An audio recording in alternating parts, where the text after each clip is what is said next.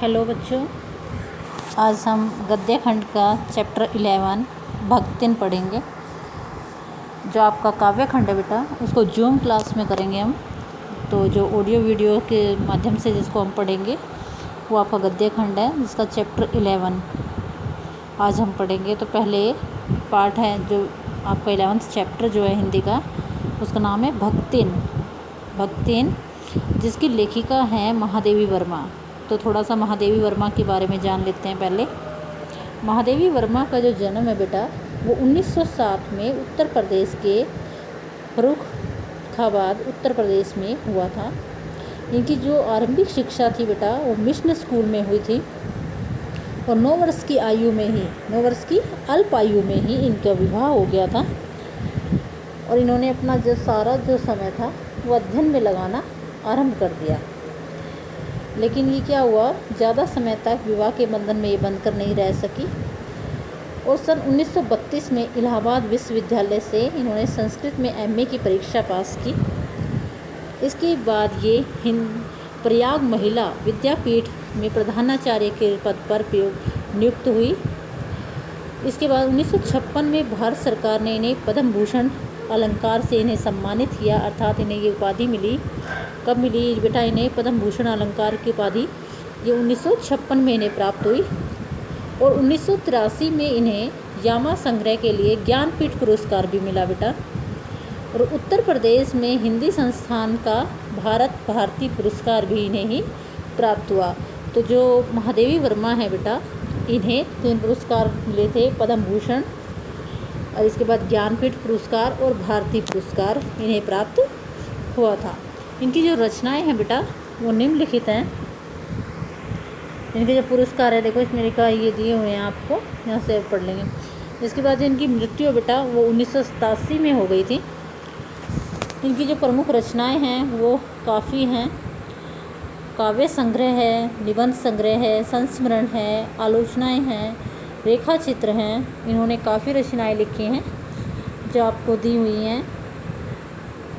तो इनका जो काव्य संग्रह है वो निहार, रश्मि, नीरजा, सांध्य गीत, दीपशिखा, यामा है। निबंध हैं जो इनके बेटा वो श्रृंखला की कड़ियाँ, संशदा, संकलिप्ता, भारतीय संस्कृति के स्वर, आपदा। और इनके जो संस्मरण है वो अतीत के चलचित्र, स्मृति की रेखाएं, पथ के साथी और मेरा परिवार। और इन्होंने आलोचनात्मक गद्य खंड भी लिखा है बेटा, वो है हिंदी का विवेचनात्मक गद्य और विभिन्न काव्य संग्रहों की भूमिकाएं। इनके ऊपर इन्होंने आज आलोचना ग्रंथ लिखे हैं।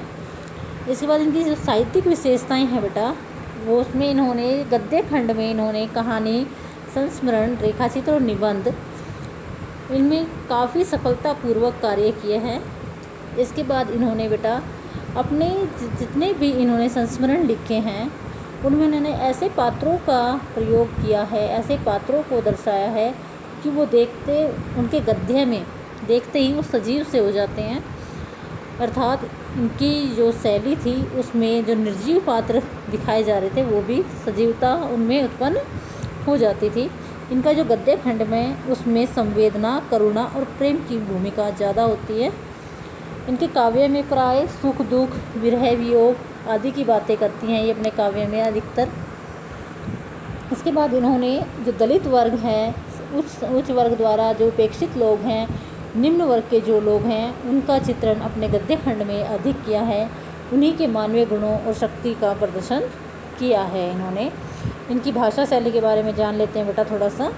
तो इनकी जो भाषा शैली है बेटा, वो बड़ी ही सुंदर है, प्रभावपूर्ण है, सहज है। इन्होंने तत्सम शब्दों का प्रयोग अधिक मात्रा में किया है। इनकी जो भाषा शैली है उसमें कहीं भी अस्पष्टता दिखाई नहीं देती है बेटा। कहीं कहीं इन्होंने विदेशी शब्दों का भी प्रयोग किया है। इसके बाद कहीं कहीं क्या किया है इन्होंने बेटा, रचनाओं में इन्होंने, इनकी जो रचनाएं हैं उसकी विशेषता, सबसे बड़ी विशेषता ये है कि वे भावुक होकर पात्रों की दीन दशा और उनके मानसिक स्वभावों का उन्होंने मार्मिक चित्रण किया है। उनकी गद्य रचनाओं में समाज, धर्म, व्यक्ति, विशेष रूप से पुरुष जाति पर बड़े गहरे व्यंग करे हैं इन्होंने। इनकी जो भाषा शैली है बेटा, उसमें भावुकता, कल्पना, सजीवता, भाषा चमत्कार आदि के साथ क्या किया इन्होंने,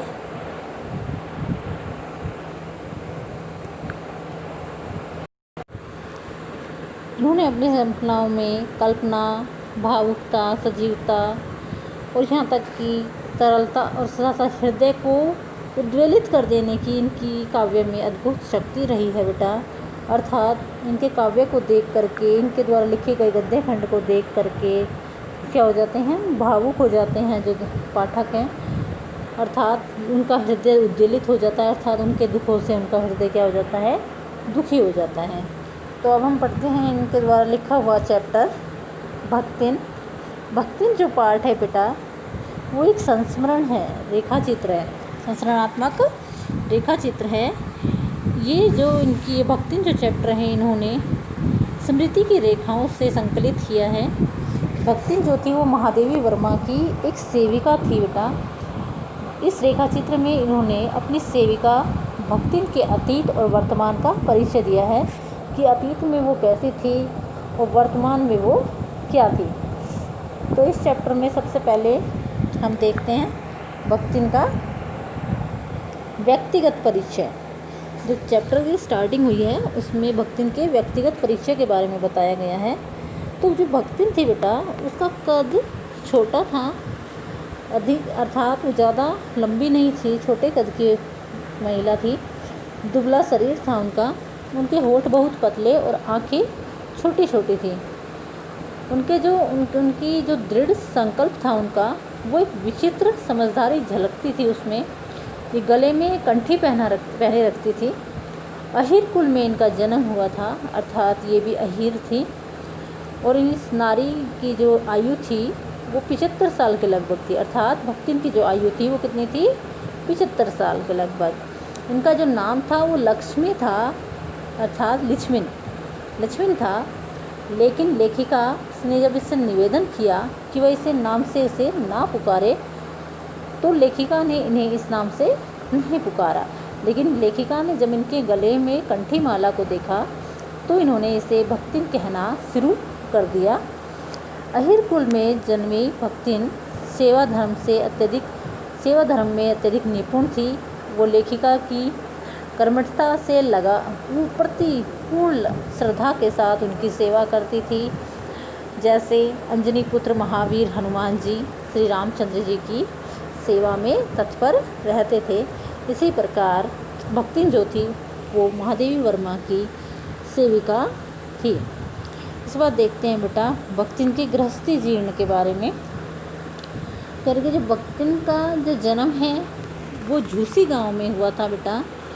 झूसी गांव वह एक अहीर की इकलौती लड़की थी, लेकिन उसकी जो विमाता थी सौतेली माता ने उसका पालन पोषण किया था और 5 वर्ष की आयु में ही लक्ष्मी का विवाह कर दिया गया था। लेकिन 9 वर्ष की आयु में जब इनका गोना हुआ, शॉर्ट क्वेश्चन में आपसे पूछ लिया जाता है कि लक्ष्मी का विवाह कब हुआ था, वो हुआ था उनके 5 वर्ष की आयु में, लेकिन उनका जो गोना है वो 9 वर्ष की आयु में हुआ था। इधर भक्तिन के जब माता पिता का जब देहांत हो जाता है तो उनकी जो विमाता होती हैं वो उसे समाचार नहीं देती है और भक्तिन को ये समाचार बड़े देर से पता चलता है। लेकिन भक्तिन को जब यह पता चलता है कि उनके पिताजी अब स्वर्ग सिधार गए हैं, तो वह बिना शगुन की परवाह किए लक्ष्मी अपने ससुराल वालों को बिना कुछ बताए अपने मायके आ जाती है, अपनी पिता से मिलने को कहती है। लेकिन जब वो घर पहुंचती है तो उसकी जो माता होती है वह उसके साथ बड़ा दुर्व्यवहार करती है। तो वहाँ से लक्ष्मी बिना कुछ खाए पिए, पानी तक बिना पिए अपने ससुराल वापस आ जाती है। इसके बाद बेटा गुस्से में जब वह अपने घर वापस आ जाती है और अपने पति पर सारे गहने उतार कर फेंकती है, तो वह अपने पिता की मृत्यु का समाचार उन्हें बताती है। इसके बाद क्या बताया है बेटा इस चैप्टर में कि जो भक्तिन के ससुराल में जो भक्तिन के नसीब का जो आरंभ होता है वो उसकी 3 बेटियों से होता है। भक्तिन की 3 बेटियां थी, उनकी जो सास थी वो जेठानियों की से उपेक्षा करने लगती थी उसकी, क्योंकि जेठानियों के जो जेठानी थी उनके पुत्र थे और भक्तिन की पुत्रियां थी। तो भक्तिन को धीरे धीरे सारा कामकाज कर दिया गया, जितना भी घर का जितना भी काम होता था वो सब भक्तिन से ही करवाया जाता था, क्योंकि उसको अभागन माना जाता था। क्यों? क्योंकि इन्होंने पुत्री को जन्म दिया था। तो इसलिए उनकी सास उनसे जितना घर का सारा गोबर, उठले फातना, खाने पीने की जो सामग्री थी वो सब इन्हीं से बनवाई जाती थी। उनके बेटों को दूध मलाई युक्त पकवान दिए मिलते थे, लेकिन जो जेठाइन के बेटे थे उनको क्या करते थे? दूध मलाई से युक्त पकवान दिए जाते थे, और उन्हें चने बाजरे से घूरी अर्थात जो चने बाजरे की जो रोटी होती है काले गुड़ के साथ, वो खाने को दी जाती थी। लेकिन उनका जो पति था वो बड़ा मेहनती था, और लेकिन संयुक्त परिवार से अलग, जब यही सोचकर लेखिका संयुक्त परिवार से अलग हो जाती है, परिवार से अलग होते ही उसको गाय भैंस, खेत खलियान आदि दे दिए जाते हैं। पति पत्नी दोनों ही बहुत मेहनती थे, तो घर में खुशहाली आ गई थी। लेकिन ये खुशहाली भी ज़्यादा समय तक उनके पास नहीं रही। दुर्भाग्य से भक्तिन के जो पति थे उनकी मृत्यु हो गई। अभी उनकी जो 2 छोटी लड़कियां थी वो विवाह के योग्य नहीं थी। अचानक भक्तिन पर यह क्या हो गई? प्रकृति की गाज सी गिर गई, अर्थात उन पर ये बैठे बिठाए मुसीबत आ गई, क्योंकि उनके पति की जो थी वो मृत्यु हो चुकी थी। और अभी जब उनके पति की मृत्यु हुई, भक्तिन के पति की मृत्यु हुई, तो उनकी आयु 29 वर्ष ही थी। लेकिन भक्तिन ने कभी हार नहीं मानी और वह निराश नहीं हुई। जब संपत्ति के लालच में परिवार वालों ने उसकी बेटी का रिश्ते का यानी विवाह का प्रस्ताव रखा, तो वह उससे सहमत नहीं हुई और उसने अपने सिर के बाल कटवा दिए, गुरुमंत्र लेकर गले में कंठी धारण कर ली और स्वयं खेतों को देख रेख करने लगी। उसकी जो दोनों बेटियां थीं वो विवाह के योग्य थीं। उनका जो दामाद था, जो घर जमाई बना लिया था उन्होंने, भक्तिन के साथ फिर एक घटना हुई, और जो भक्तिन की जो बड़ी लड़की थी वो भी विधवा हो गई। इस तरीके से ये दूसरी कठिनाई भी भक्तिन के ऊपर आ गई थी। भक्तिन के जेठ का जो लड़का था वो विधवा बहन का विवाह अपने तीतरबाज साले से करवाना चाहता। तीतरबाज मतलब बेटा बेकार व्यक्ति, जो आवारा घूमता है, उसको बोल देते हैं तीतरबाज। परंतु भक्तिन की विधवा लड़की ने उसे अस्वीकार कर दिया। माँ बेटी दोनों ही अपनी संपत्ति की वो देखभाल करने लगी, और इस तरीके से तीतरबाज लड़के ने उनके साथ दुर्व्यवहार किया। इस तरीके से पंचायत बुलाई गई और भक्तिन के लड़की को बार बार तर्क दिया गया। उसने तर्क दिया, पिटाई क्यों करती है। पंचों ने कलयुग की समस्या का मूल कारण माना और उस पति पत्नी को दोनों को दोष देने लगे, लेकिन भक्तिन और उसकी बेटी कुछ भी नहीं कर पाए, अर्थात उनकी बेटी को ही इसमें दोषी ठहरा दिया गया। इसके बाद बेटा देखते हैं इनका भक्तिन का जीवन का दुख का अंतिम पड़ाव कब आता है। पहले तो ये जितने भी दुख आए थे इनके मध्यम भाग में थे। इसके बाद अंतिम भाग में दुखों का कैसे अंतिम पड़ाव होता है। जब वो धुली हुई चादर, मैली धोती और गले में कंठी धारण करके भक्तिन जब पहली बार लेखिका के पास नौकरी करने के लिए पहुंचती है बेटा, तब वह दाल भात खा रही होती है। सब्जी छोंकना, रोटी बनाना, रसोई के सभी काम करना जानती है। लेखिका शीघ्र उससे काम पर रख लेती है, क्योंकि लेखिका को एक सेविका की आवश्यकता थी, इसलिए वह जानती थी कि यदि ये सब कुछ काम कर लेगी तो वह उसे अपनी सेविका के रूप में रख लेती है। लेकिन भक्तिन एक पावन जीवन व्यतीत करने लगी। नौकरी पर लगते ही उसने सवेरे सवेरे स्नान करती, फिर धुली हुई धोती पहनती, जल के छींटे लगाती, फिर उसके बाद सूर्योदय होने पर पीपल को जल चढ़ा करके 2 मिनट तक जाप करती। उसके बाद वह खाना बनाना आरंभ करती थी। इस तरीके से वह अपनी जो रसोई घर था उसको भी पवित्र कर लेती थी। इसके बाद बेटा जो भक्तिन थी वो अपना जो भी भोजन बनाती थी वह ग्रामीण अहीर परिवार के स्तर का होता था, अर्थात उन्हें सीधा सादा भोजन ही बनाना आता था। उनमें कोई सब्ज़ी नहीं बनाई, केवल दाल बनाकर मोटी मोटी रोटियां सेक देती, कुछ काली हो जाती रोटियां। तो एक दिन जब लेखिका को भोजन पर इस प्रकार के भोजन पर जब दृष्टि पड़ती है तब भक्तिन ने लाल मिर्च देखा तो क्या हुआ, भक्ति क्योंकि लेखिका ने कभी ऐसा खाना नहीं खाया था। जब लेखिका असमंजस में देखती उनकी तरफ तो वह लाल मिर्च और अमचूर की चटनी जो अपने गांव से और गुड़ लेकर के जो अपने गांव से अपने साथ आई थी उसका प्रस्ताव उसके सामने रख देती कि आप इनके साथ ये भी सब चीज़ें खा सकते हो। मजबूर होकर के लेखिका ने दाल के साथ एक रोटी खा लेती है और विश्वविद्यालय अपने चली जाती है। धीरे धीरे लेखिका अपने बिगड़ते स्वास्थ्य और परिवार वालों से दूर होने की चिंता के कारण भक्तिन को अपने घर पर जाने के लिए भोजन बनाने के लिए रखा था, लेकिन वह वृद्धा भक्तिन की सरलता के कारण अपनी असुविधाओं को भूल गई। अर्थात भक्तिन जो होती है वो अपने सभी दुखों को भूल चुकी थी।